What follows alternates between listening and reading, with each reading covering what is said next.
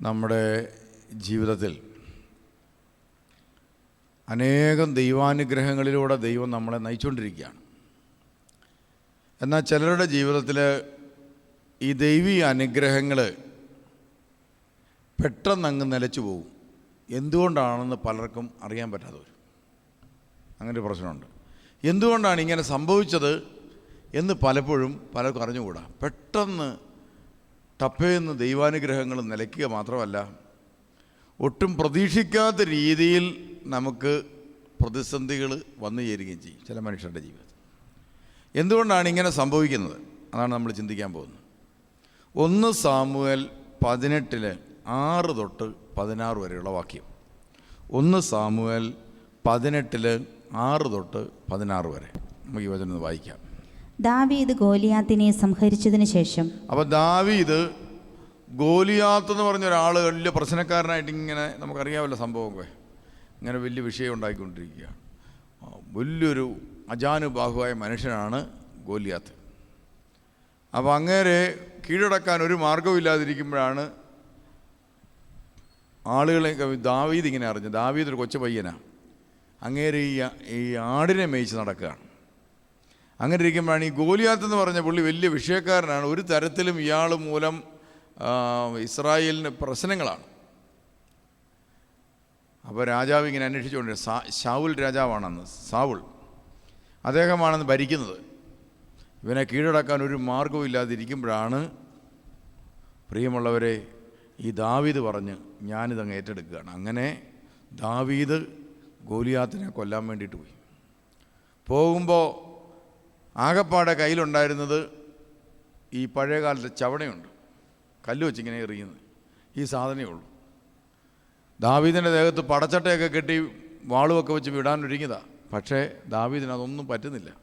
ദാവീദിന് അറിയാവുന്ന പരിപാടി കല്ല് വെച്ചെറിയുക. അങ്ങനെ ദാവീദ് ചെന്ന് ഒറ്റ ഏറിന് ഗോലിയാത്തിനെ താഴെയിട്ടു. സത്യത്തിൽ ആ രാജ്യത്തിൻ്റെ സംരക്ഷണത്തിന് വേണ്ടി ദൈവം ദാവീദ് എന്ന് പറയുന്ന കൊച്ചു ബാലനെ ദൈവം ഉപയോഗിച്ചതാണ്. അതാണ് സത്യം. അത് എല്ലാവർക്കും വേണ്ടി ചെയ്തതാണ്. ഇപ്പം നമ്മളിൽ ഒരാളെ ദൈവം ചിലപ്പോൾ ഉയർത്തും. അത് മറ്റനേകം പേർക്ക് വേണ്ടിയാണ്. നമ്മളതിൽ അസൂയപ്പെട്ടുകൊണ്ടൊരു കാര്യമില്ല.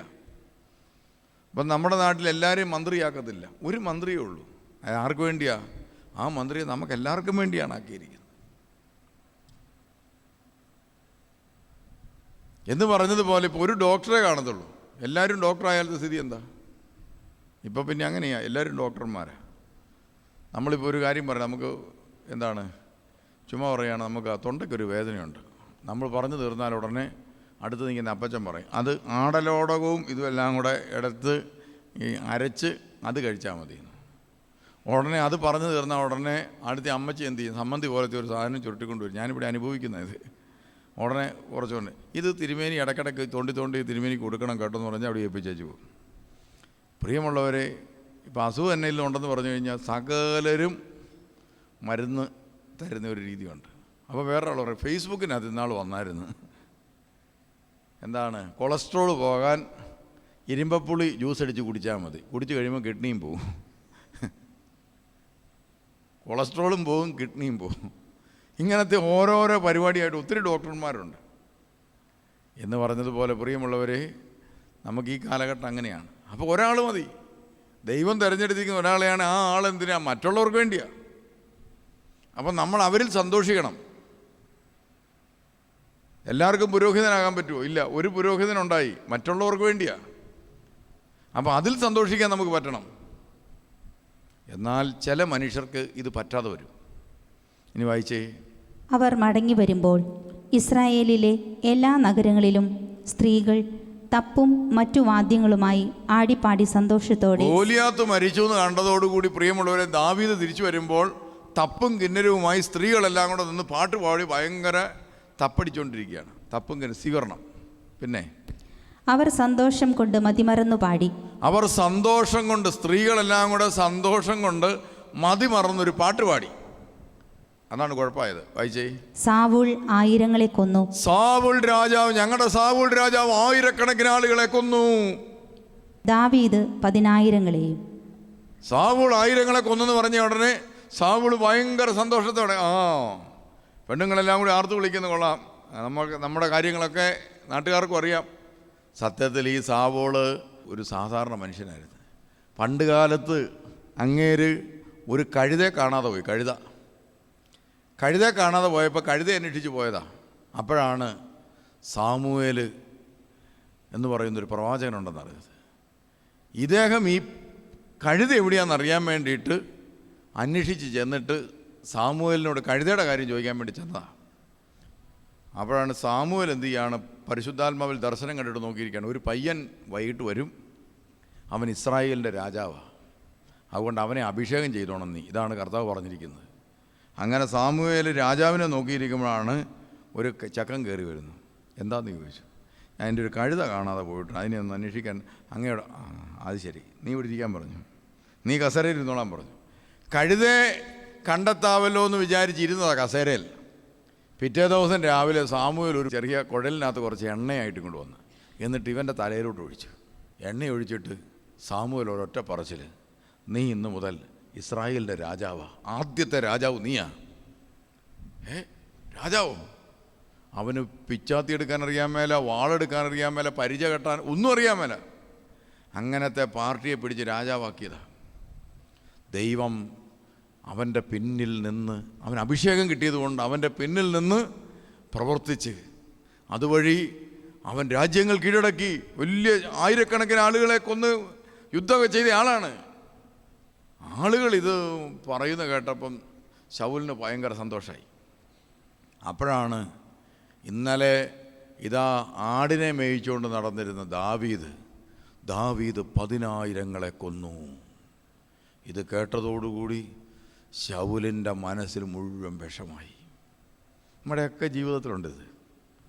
നമുക്കിപ്പോൾ തോറ്റുപോയെന്ന് പറഞ്ഞാൽ പ്രശ്നമില്ല, അപ്പുറത്തെ വീട്ടിലെ ഷാൻഡി ജയിച്ചു എന്ന് പറഞ്ഞാൽ നമ്മുടെ വിഷയം. നമ്മളിപ്പോൾ എൻട്രൻസ് എക്സാമിൽ പുറകോട്ട് പോയി എന്നുള്ളതല്ല നമ്മുടെ വിഷയം, മറ്റുള്ളവർ മുമ്പിലേക്ക് പോയി എന്നുള്ളത് നമ്മുടെ വിഷയം. നമ്മുടെ കൊച്ചിന് ജോലി കിട്ടിയില്ല എന്നുള്ളത് നമുക്കൊരു വിഷയമല്ല, പക്ഷേ നമ്മുടെ കൊച്ചിന് ജോലി കിട്ടിയില്ലെങ്കിലും മറ്റവർക്ക് കിട്ടി എന്നുള്ളത് നമ്മുടെ വിഷയം. അയലോക്കംകാരൻ 2 നില വീട് വെച്ച്, അതുകൊണ്ട് നമ്മളെന്ത് ചെയ്യുന്നു, 2 നില വീട്. ഈ അടുത്ത കാലത്ത് ഒരാൾ എന്നോട് പറഞ്ഞു, ഞങ്ങളുടെ വീടിൻ്റെ വാതിൽക്കൽ കൂടെ റാസ പോകുന്നുണ്ട്, അതുകൊണ്ട് റാസ കാണാൻ വേണ്ടി ഞങ്ങളുടെ 3 മക്കൾക്കും റാസ കാണണം, അതുകൊണ്ട് 3 നില വീട് പണിയാൻ പോവാണ്. വർഷത്തിലൊരു റാസ കാണാൻ 3 നില വീട്. കണ്ടോ, ഇതാണ് ഈ സംഭവം. ഇതുപോലത്തെ പ്രശ്നങ്ങൾ കൊണ്ട് ഒത്തിരി ദൈവാനുഗ്രഹങ്ങൾ നമുക്ക് നഷ്ടപ്പെടുകയും ചെയ്യും, ഒത്തിരി സാമ്പത്തികവും ഭൗതികവുമായ നഷ്ടങ്ങൾ നമുക്ക് വന്നു ചേരുകയും ചെയ്യും. നിങ്ങളുടെ ജീവിതം പരിശോധിച്ച് നോക്കിയാൽ നമുക്കിങ്ങനെ കാണാൻ സാധിക്കും. അതുകൊണ്ട് ഇനി ഇത് വരാതിരിക്കാൻ വേണ്ടിയാണ് ഞാനിത് പറഞ്ഞത്. ഇതാ മറ്റുള്ളവനോട് തോന്നുന്ന അസൂയ. ഇനി ബാക്കി വായിച്ചേ. ഇത് സാവൂളിന് ഇഷ്ടപ്പെട്ടില്ല. ഇത് സാവൂളിന് ഇഷ്ടപ്പെട്ടില്ല. 1000 സാവൂൾ കൊന്നു എന്ന് പറഞ്ഞത് നമുക്ക് ഇഷ്ടപ്പെട്ടു, പക്ഷേ 10,000 ദാവീദ് കൊന്നു എന്ന് പറഞ്ഞത് സാവൂളിന് ഇഷ്ടപ്പെട്ടില്ല. പിന്നെ കോപാകുലനായി അവൻ പറഞ്ഞു, അവർ ദാവീദിന് 10,000 കൊടുത്തു. അവൻ ദാവീദിന് 10,000 കൊടുത്തു. പിന്നെ എനിക്കോ 1000. എനിക്ക് 1000 തന്നുള്ളൂ. പിന്നെ ഇനി രാജത്വമല്ലാതെ എന്താണ് അവന് കിട്ടാനുള്ളത്? പ്രിയമുള്ളവരെ, ആടിനെ മേയിച്ചുകൊണ്ട് നടക്കുന്ന ഒരുത്തന. സാവൂള് രാജാവാ. സാവൂള് പറയുക, ഇനി എൻ്റെ രാജത്വം അവനങ്ങനെ അടിച്ചുകൊണ്ട് പോയെങ്കിലോ എന്ന് വിചാരിച്ച് ഈ ദാവീദ് എന്ന് പറയുന്ന കൊച്ചനോട് ഈ കസേരയിലിരിക്കുന്ന രാജാവിന് അസൂയ തോന്നി. എന്നിട്ട് ഈ ചെറുക്കനുമായിട്ട് പടവെട്ടാൻ, കാരണം നിഴൽ യുദ്ധം എന്നൊക്കെ പറയും, ഈ നിഴൽ യുദ്ധം നടത്താനായിട്ട് സാവൂള് തിരിഞ്ഞു. അസൂയ ഉള്ളിൽ കയറി, വെറുപ്പുള്ളിൽ കയറി. ഈ ഒരു സ്വരം കൊണ്ടാ. ഇനി വായിച്ചേ. അന്ന് മുതൽ സാവൂൾ ദാവീദിനെ സംശയദൃഷ്ടിയോടെ വീക്ഷിക്കാൻ തുടങ്ങി. അന്ന് മുതൽ ദാവീദിനെ കാണുമ്പോൾ ഇവൻ എൻ്റെ രാജ്യത്ത് അടിച്ചെടുക്കുവോ, പെണ്ണുങ്ങൾക്കെല്ലാം ഇവനെ താല്പര്യമാണ്, 10,000 കൊന്നു എന്ന് പെണ്ണുങ്ങൾ വിളിച്ചു പറഞ്ഞു, അതുകൊണ്ട് ഇവൻ നമ്മുടെ രാജ്യത്വം തട്ടിയെടുക്കുവോ എന്നുള്ളൊരു സംശയം. ഇത് കുടുംബജീവിതത്തിൽ ഉണ്ടാകാറുണ്ട്. അത് വേറെ രീതിയിലാണ് വരുന്നത്. അത് രാജ്യത്വം തട്ടിയെടുക്കുമെന്നല്ല, മറിച്ച് എന്താണ്, ചിലർക്ക് ആണുങ്ങൾക്ക് തോന്നും എൻ്റെ ഭാര്യ അടിച്ചുകൊണ്ട് പോകുമോ എന്ന്, അത് സംശയം. ചില ഭാര്യമാർക്ക് ഭർത്താവ് വേറെ വഴിക്ക് വല്ലതും പോകുന്നുണ്ടോ എന്ന് സംശയരോഗം. അസൂയയിൽ നിന്ന് ഒരു പ്രത്യേക ഇതാണ് ഉണ്ടാകുന്നത്, സംശയം. നീ വായിച്ചേ. പിറ്റേ ദിവസം ദൈവം അയച്ച ഒരു ദുരാത്മാവ്. കണ്ടോ, ഒരു ദുരാത്മാവ്. അസൂയ വന്നാൽ ഉടനെ ഒരു ദുരാത്മാവ് അന്നേരം പോകുന്നു. ഈ ദുരാത്മാവ് കയറിക്കഴിഞ്ഞാൽ ഈ സംഭവം ഇരട്ടിയാവും. പിന്നെ അവൻ കൊട്ടാരത്തിനുള്ളിൽ ഭ്രാന്തനെ പോലെ പുലമ്പിക്കൊണ്ടിരുന്നു. നല്ല രീതിയിൽ രാജത്വം നടത്തിക്കൊണ്ടിരുന്ന ആള് ഒരു ഭ്രാന്തനെ പോലെ പുലമ്പിക്കൊണ്ടിരിക്കുകയാണ്. ദാവീദിന് 10,000, എനിക്ക് 1000. പെണ്ണുങ്ങളെല്ലാം കൂടെ ദാവീദിന് 10,000 കൊടുത്തു, എനിക്ക് 1000. ഒരു വാക്കേ ഉള്ളൂ. വാക്ക് പറഞ്ഞവർ ആ വഴിക്ക് പോയി. പെണ്ണുങ്ങളെല്ലാം ഇതും പറഞ്ഞ് തപ്പുമായിട്ട് പോയി. ഇവൻ ഇവിടെ കിടന്നുകൊണ്ട് ബഹള. നമ്മുടെ പലരുടെയും വീട്ടിൽ ഇതുപോലത്തെ അടി നടക്കാറില്ലേ? അല്ലേ? സ്ത്രീകൾ ഇതുപോലെ കിടന്ന് ബഹളം ഉണ്ടാക്കാറുണ്ട്. എന്തെല്ലാം സ്ഥലങ്ങളില്ല ഇതുപോലെ ബഹളം. ഒരിക്കലെ പ്രിയമുള്ളവരെ, ഒരു ഭർത്താവ് ഏതാണ്ട് ധ്യാനത്തിൽ ക്ലാസ്സൊക്കെ കേട്ടപ്പം പുള്ളിക്കാരന് കേട്ടു, നിങ്ങൾ വീട്ടിൽ ചെല്ലുമ്പോൾ സിംഹത്തെ പോലെ ആകരുത്, ഭാര്യമാരോട് എന്തെങ്കിലും തമാശയൊക്കെ പറയണമെന്ന് പറഞ്ഞു. അവർ വീട്ടിലിങ്ങനെ ഇരിക്കുകയല്ലേ, ജോലിയില്ലാതെ വീട്ടിലിരിക്കുന്നവരാണ്. അപ്പോൾ അവരോട് എന്തെങ്കിലും തമാശകളൊക്കെ നിങ്ങൾ ചെല്ലുമ്പോൾ പറയണമെന്ന് പറഞ്ഞു. അങ്ങനെ ഈ സ്കൂൾ ടീച്ചറാണ് ഈ പുള്ളിക്കാരൻ വീട്ടിൽ ചെന്ന് വർത്തമാനം പറഞ്ഞുകൊണ്ടിരുന്നപ്പോഴത്തേനും പറഞ്ഞു, എടി ഒന്നും പറയണ്ട, ഞങ്ങളുടെ സ്കൂളിൽ ഒരു പുതിയ ടീച്ചർ വന്നിട്ടുണ്ട്. ആ ടീച്ചറിൻ്റെ പേര് അന്നാമ്മ ടീച്ചർന്ന്. അന്നാമ്മ ടീച്ചറിന് ചെറിയ രീതിയിൽ മീശ ഉണ്ടെന്ന് പറഞ്ഞു. ചെറിയ രീതിയിലൊരു മീശ. പുള്ളിക്കാരത്ത് ഭയങ്കര ചിരി, ഭാര്യ ഭയങ്കര ചിരി, മീശയോ. ഒരാഴ്ച കഴിഞ്ഞപ്പോൾ പ്രിയമുള്ളവരെ, ഈ പുള്ളി കയറി വരുമ്പോൾ ഏതാണ്ടൊരു കല്ലോ തടിയോ ഏതാണ്ട് ആ നടുവാക്കെ കിടന്ന്, അതിനിട്ട് ഒരൊറ്റ തട്ട് കാല്. ഉടനെ പുള്ളി മുടിയാനായിട്ട് ഇത്രയും വലിയ ഈ സാധനം ആരോ കൊണ്ട് ഇവിടെ കൊണ്ട് ഇട്ടത്, നീയാണോന്ന് ചോദിച്ചോണ്ട് ഭാര്യയോട് വഴക്ക് പറഞ്ഞു. ഉടനെ പുള്ളിക്കാരത്തി എടുത്ത പാല് ചോദിക്കുക, അന്നമ്മ ടീച്ചറിൻ്റെ മുഖത്ത് ഇത്രയുള്ള മീശ കാണാമെങ്കിൽ പിന്നെ ഇത്രയും വലിയ തടി കാണാൻ മേലെ.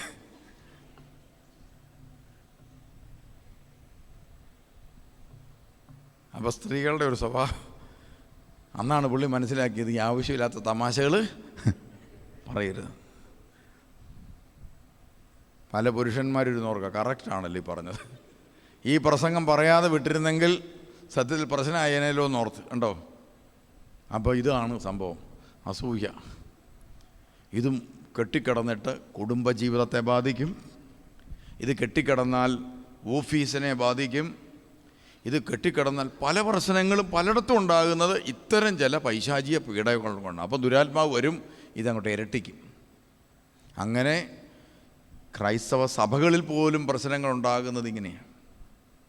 ഉദാഹരണത്തിന്, അറിയാതെ എങ്ങാനും സ്വാഗത പ്രസംഗം പറഞ്ഞ ഒരാളുടെ പേരെങ്ങാനും മിസ്സായെന്ന് വിചാരിച്ചു, മനഃപൂർവ്വം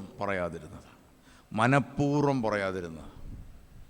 അതുകൊണ്ട് ഞാനൊക്കെ സ്റ്റേജിലിരിക്കുന്ന ആരുടെയും പേര് പറയാറില്ല. കാരണം എന്താണെന്നറിയോ, എങ്ങനെ പറഞ്ഞു വന്നാലും ചിലപ്പോൾ 2-3 മിസ്സായി പോകും. മിസ്സായാൽ അവരുടെ മുഖം പിന്നെ സംഭവം കുഴപ്പമാകും. ഞാൻ സാധാരണ പ്രസംഗിക്കാൻ ചെന്നാൽ പ്രസംഗം കഴിയും തിരിച്ചു പോരും. ഒരിക്കൽ ഒരു സ്ഥലത്ത് പ്രസംഗിക്കാൻ ചെന്നു. അപ്പോൾ ഞാൻ പ്രസംഗിക്കാൻ ചെല്ലുന്നതിൻ്റെ സമയമാകുമ്പം കറക്റ്റ് ചെല്ലും, സ്റ്റേജിലോട്ടങ്ങ് കയറും. അത് കഴിഞ്ഞ് പ്രസംഗം നിർത്തിയിട്ട് പുറകെ കൂടി ഇറങ്ങി അങ്ങ് വീട്ടിൽ പോരും. അങ്ങനെയാണ് ഞാൻ ചെയ്യുന്നത്. ഞാൻ വണ്ടിയെ കയറി പോന്നു. പ്രിയമുള്ളവരെ, കുറച്ച് നാൾ കഴിഞ്ഞപ്പോഴത്തേനും ഞാനോർത്തു ഇതെല്ലാം കഴിഞ്ഞു. അവിടുത്തെ അച്ഛൻ എന്നോട് ഭയങ്കര പിണക്കായി. ഇത് ഞാൻ അറിഞ്ഞില്ല.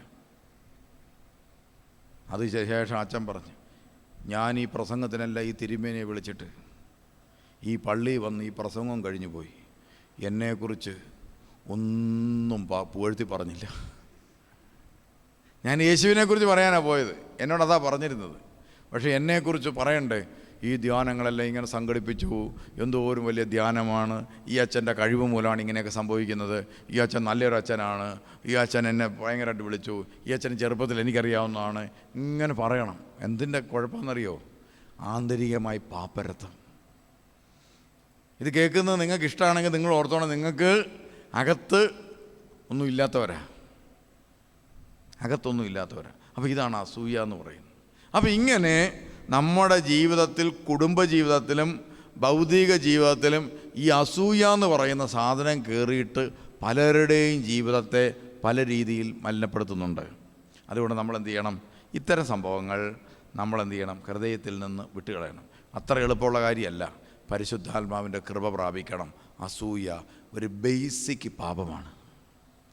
പാപത്തിൻ്റെ ബേസിക്കായിട്ടുള്ള മൂലപാപങ്ങളെന്ന് വേണേൽ പറയാം. അതിലൊന്നാണ് ഈ സംഭവം, മൂലപാപം. മൂലപാപങ്ങൾ പൊട്ടാതെ മറ്റ് പാപങ്ങൾ മാറുകയില്ല. അതാ കുഴപ്പം.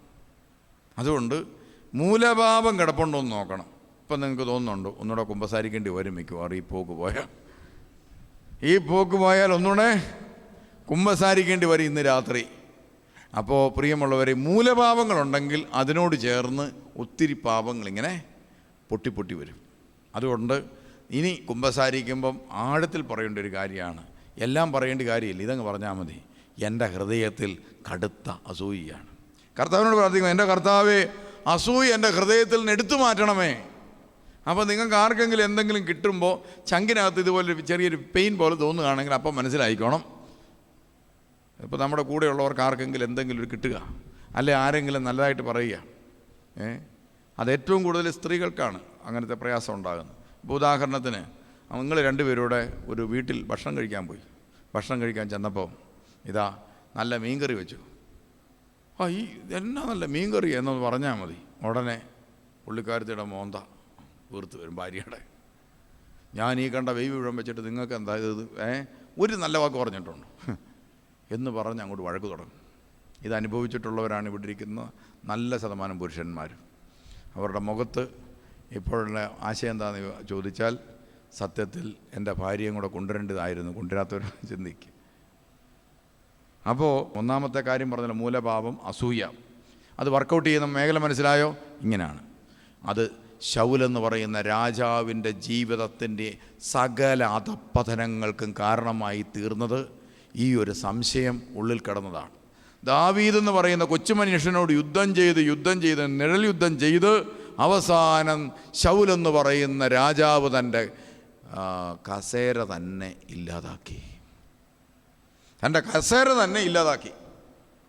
ഇനി ദാനിയേൽ പ്രവാചകൻ്റെ പുസ്തകം 4:29 മുതൽ 34 വരെയുള്ള വചനം.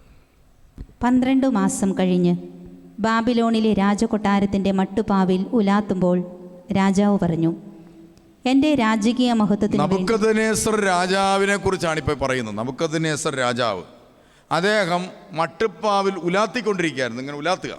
വായിച്ചു. മട്ടുപ്പാവിൽ ഉലാത്തുമ്പോൾ രാജാവ് പറഞ്ഞു, എൻ്റെ രാജകീയ മഹത്വത്തിനു വേണ്ടി രാജമന്ദിരമായി എൻ്റെ മഹാപ്രഭാവത്താൽ ഞാൻ നിർമ്മിച്ചതല്ലേ മഹത്തായ ഈ ബാബിലോൺ. ഈ ബാബിലോൺ എന്നൊക്കെ പറയുന്നത് എൻ്റെ കഴിവുകൊണ്ട് ഞാൻ ഉണ്ടാക്കിയതല്ലേ. എന്നേലും തെറ്റുണ്ടോ? സത്യ. നബൂഖദ്നേസർ രാജാവ് അദ്ദേഹത്തിൻ്റെ ഭരണകാലത്ത് ഉണ്ടാക്കിയ രാജകൊട്ടാരത്തിൽ നോക്കുമ്പോൾ കാണുന്ന രാജ്യം കണ്ടിട്ട് പറഞ്ഞു, എൻ്റെ രാജമന്ദിരത്തിന് വേണ്ടി ഞാൻ ഉണ്ടാക്കിയതല്ലേ ഇതെല്ലാം എന്ന് അദ്ദേഹം ആത്മകഥം എന്നോണം കൊട്ടാരത്തിൽ നിന്ന് പറഞ്ഞ നിമിഷം സംഭവിച്ചു. വായിച്ചു. ഈ വാക്കുകൾ രാജാവിൻ്റെ വായിൽ നിന്ന് വീഴുന്നതിന് മുൻപ്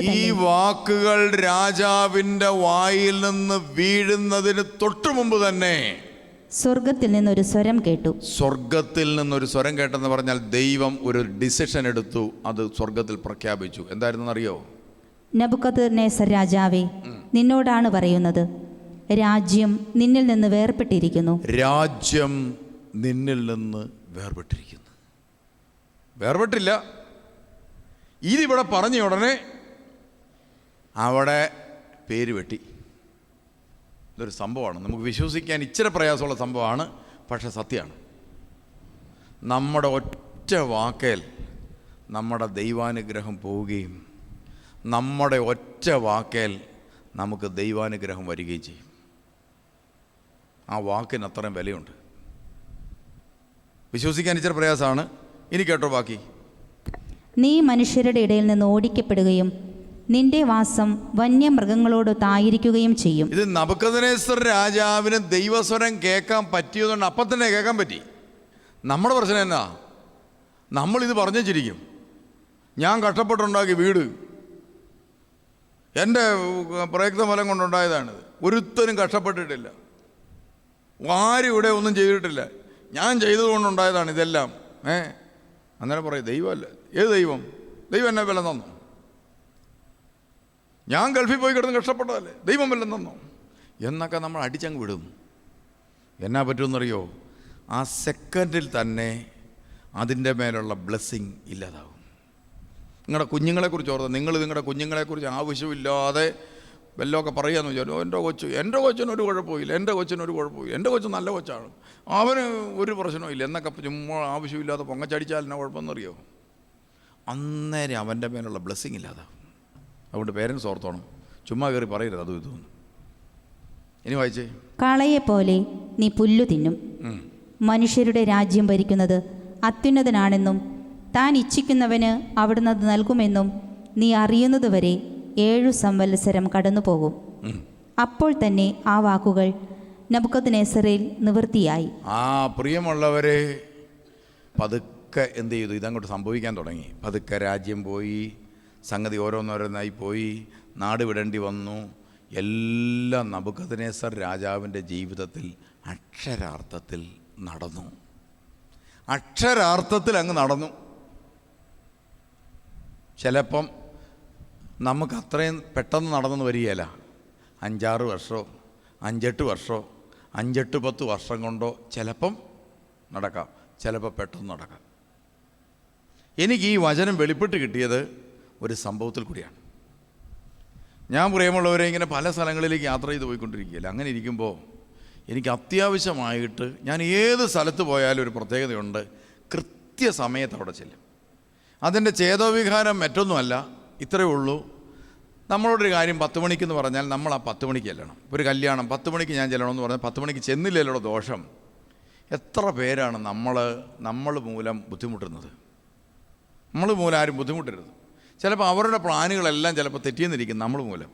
അത് മാക്സിമം തെറ്റിക്കാതിരിക്കാൻ ശ്രദ്ധിക്കാറുണ്ട്. അതെല്ലാ സ്ഥലങ്ങളിലും ഞാനിത് ശ്രദ്ധിക്കാറുണ്ട്.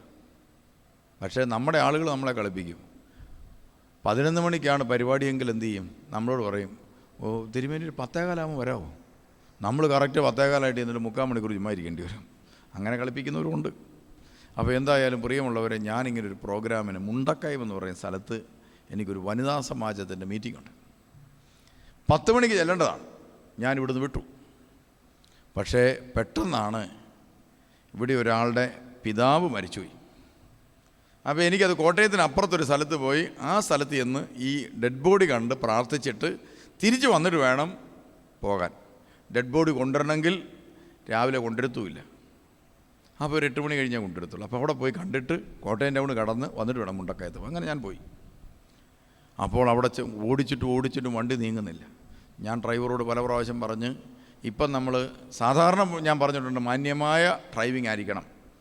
നമ്മൾ വല്ലോ സീബ്ര ക്രോസൊക്കെ വന്നു കഴിഞ്ഞാൽ വല്ല കൊച്ചുങ്ങളെയൊക്കെ ആയിട്ട് നിൽക്കുകയാണെങ്കിൽ നിർത്തി അവരെയൊക്കെ പറഞ്ഞു വിട്ടിട്ട് ഒക്കെ പോകാൻ പാടുള്ളൂ എന്നൊക്കെയുള്ള നിർദ്ദേശങ്ങൾ കൊടുത്തിട്ടുണ്ട്.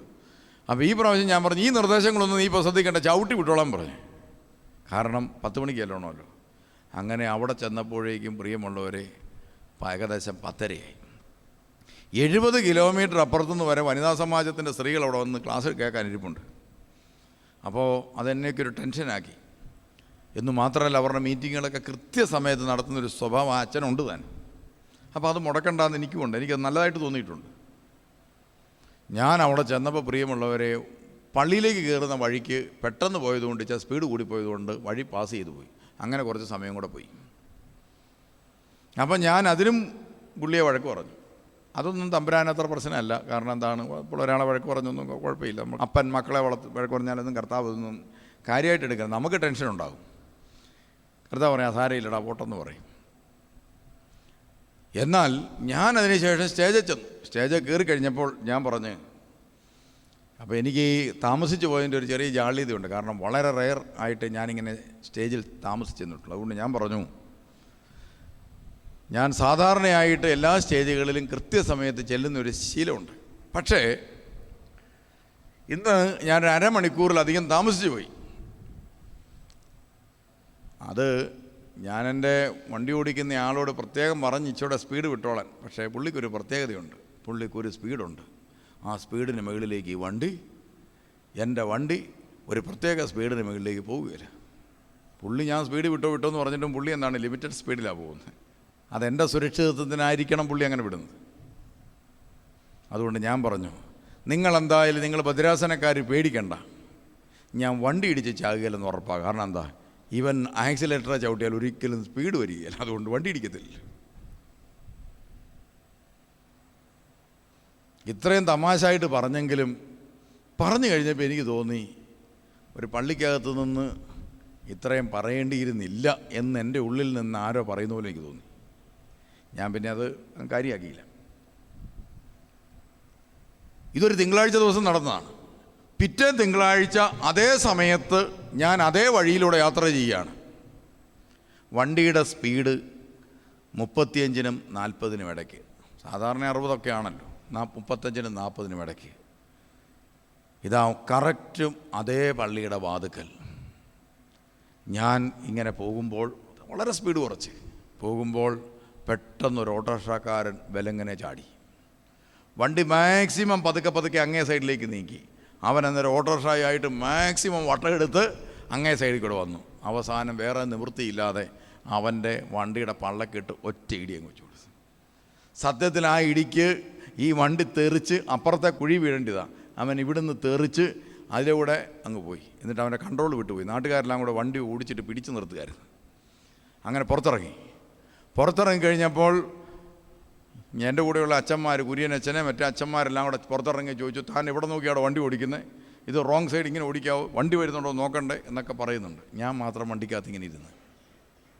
കുറച്ചു നേരം കഴിഞ്ഞപ്പോൾ പ്രിയമുള്ളവരെ പോലീസൊക്കെ വന്നു. വണ്ടിയുടെ എല്ലാം നോക്കി പോലീസുകാർ വന്നിട്ട് പറഞ്ഞു, പിതാവ് പൊക്കോ, കുഴപ്പമില്ല, വണ്ടിക്ക് ഉള്ള പരിക്കൊക്കെ നമുക്ക്. ഞാൻ പറഞ്ഞു, ഇൻഷുറൻസ് ഉണ്ടല്ലോ, ഞങ്ങളുടെ വണ്ടി ഞങ്ങൾ പണിയിച്ചോളാം. ആ പുള്ളിയെ വിളിച്ചിറക്കിയിട്ട് പറഞ്ഞു ലൈസൻസ് എടുക്കാൻ പറഞ്ഞപ്പം ഈ മനുഷ്യൻ ലൈസൻസ് ഇല്ല. അപ്പോൾ പോലീസ് ചോദിച്ചു, നീ ഇപ്പോൾ എവിടെ പോയതാ? ഞാൻ കൊച്ചിനെ സ്കൂളിൽ വിടാൻ പോയതാ. അപ്പോൾ കുറ്റം മുഴുവൻ ആ പുള്ളിയുടെ കയ്യില്ല. ലൈസൻസ് ഇല്ലാത്ത ആൾ വണ്ടി ഓടിച്ചു എന്നുള്ള കുറ്റം മുഴുവൻ ഈ പുള്ളിയുടെ കയ്യിലായി. കുറ്റക്കാരൻ പുള്ളിയാണ്. നമുക്ക് പലപ്പോഴും ഇങ്ങനെ തോന്നാറുണ്ട് കുറ്റക്കാരൻ പുള്ളിയാന്ന്, പക്ഷേ പുള്ളിയായിരിക്കില്ല. പെട്ടെന്ന് എൻ്റെ മനസ്സിൽ ഒരു തോന്നൽ വന്ന്, കഴിഞ്ഞ തിങ്കളാഴ്ച ഇതേ പള്ളിക്കകത്ത് നിന്ന് ഞാൻ പറഞ്ഞതാണ് എൻ്റെ വണ്ടി ഒരു കാരണവശാലും ഇടിക്കത്തില്ല. കാരണം എന്താ, ഇവന് വണ്ടി ഓടിച്ച സ്പീഡില്ലെന്ന്.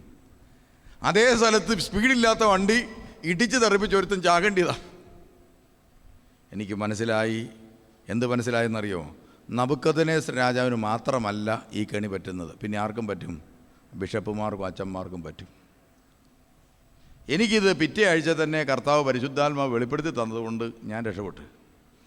ഞാൻ അന്ന് തന്നെ ഒരച്ഛനെ വിളിച്ച് ഇത് കുമ്പസാരിച്ച് ഞാൻ പറഞ്ഞ്, ദൈവത്തിന് നിരക്കാത്ത വാക്കുകൾ ഞാൻ പ്രയോഗിച്ചു. ഇതിൻ്റെ പിന്നിൽ നമ്മളറിയാത്തൊരു അഹങ്കാരം നമ്മുടെ ഉള്ളുണ്ട്. അതാ നമ്മളിത് പറഞ്ഞത്, അല്ലെ പറയുകയില്ല. അപ്പോൾ പ്രിയമുള്ളവരെ, ഇത് ഞാൻ പറഞ്ഞ് ഞാൻ രക്ഷപ്പെട്ടു. പക്ഷേ പ്രിയമുള്ളവരെ, നമ്മൾ ഓർത്തോണം, ഞാനതിന് ശേഷം ഈ വണ്ടി ഇടിച്ച് പോരാൻ നേരത്ത് എല്ലാവരും ഈ ഡ്രൈവറെ കുറ്റപ്പെടുത്തി. പക്ഷേ ഈ ഡ്രൈവർ എനിക്ക് എന്ത് വെളിപ്പെടുത്തി തന്നു? ഒരു ദൈവവചനം വെളിപ്പെടുത്തി തന്നു. അപ്പോൾ ഈ പുള്ളി നമ്മുടെ രക്ഷകനാണോ നാശകനാണോ? രക്ഷകനാണ്. സാധാരണ ഒരു മനുഷ്യന് ഒരു 100 രൂപ കൊടുക്കണമെങ്കിൽ ഞാൻ 1000 വട്ടം ആലോചിച്ചിട്ടേ കൊടുക്കത്തുള്ളൂ, പ്രത്യേകിച്ച് ഇപ്പം. അപ്പോഴാണ് വണ്ടി പതുക്കെ വിട്ട് കഴിഞ്ഞപ്പോൾ ഞാൻ പറഞ്ഞു നിർത്തി. ഞാൻ പറഞ്ഞു, ഞാൻ ഡ്രൈവറെ ഇങ്ങ് വിളിക്കാൻ പറഞ്ഞു. ഡ്രൈവറെ വിളിച്ച് ഞാൻ പോക്കറ്റിൽ നിന്ന് പേഴ്സ് എടുത്ത് ഒരു 2000 രൂപ പുള്ളിക്ക് ഫ്രീ ആയിട്ട് കൊടുത്തു. ഞാൻ പറഞ്ഞു, ഇത് കയ്യിരുന്നോട്ടെ, 2 ദിവസം ഇനി പണിക്ക് പോകണ്ടെന്ന് പറഞ്ഞു. ഉടനെ അച്ഛന്മാരിങ്ങനെ എന്നെ നോക്കുക, ഒരു മസാല ദോശ പോലും പോകുന്ന വഴിക്ക് മേടിച്ച് തരികയില്ല. ഇവിടെ 2000 ഫ്രീ, ഇവിടെ 2000 ഫ്രീ. അതെന്താ ഇടപാടാ? ഒന്നും പിടികിട്ടിയില്ല. ഇത് വെറുതെ എടുത്ത് കൊടുത്തതെന്തിനാ? കൊടുക്കേണ്ട ഒരു ആവശ്യമില്ല. ലൈസൻസ് പോലും ഇല്ലാത്തവൻ വണ്ടി ഇടിപ്പിച്ചതാണ്. അവന് 2000 രൂപ ഫ്രീ ആയിട്ട്. ഞാൻ ആ രഹസ്യം അവിടെ പറഞ്ഞില്ല. പക്ഷേ പിൽക്കാലത്ത് ഞാൻ ഈ രഹസ്യം മനസ്സിലാക്കി. എന്താണെന്നറിയോ? ഞാനിവന് കാശ് കൊടുക്കാൻ കാരണം ഒരു വലിയ വെളിപാടാണ് ഇവനിക്ക് തന്നത്. അപ്പോൾ പ്രിയമുള്ളവരെ, അന്ന് എനിക്ക് മനസ്സിലായി ഈ വചനം സത്യമാണ്. നമ്മുടെ പ്രവൃത്തിയിൽ നിന്നോ വാക്കിൽ നിന്നോ നമുക്ക് കൊള്ളുകയില്ലാത്ത ഒരു കാര്യം പറഞ്ഞാൽ അപ്പോൾ തന്നെ അതിന് റിസൾട്ടുണ്ട്.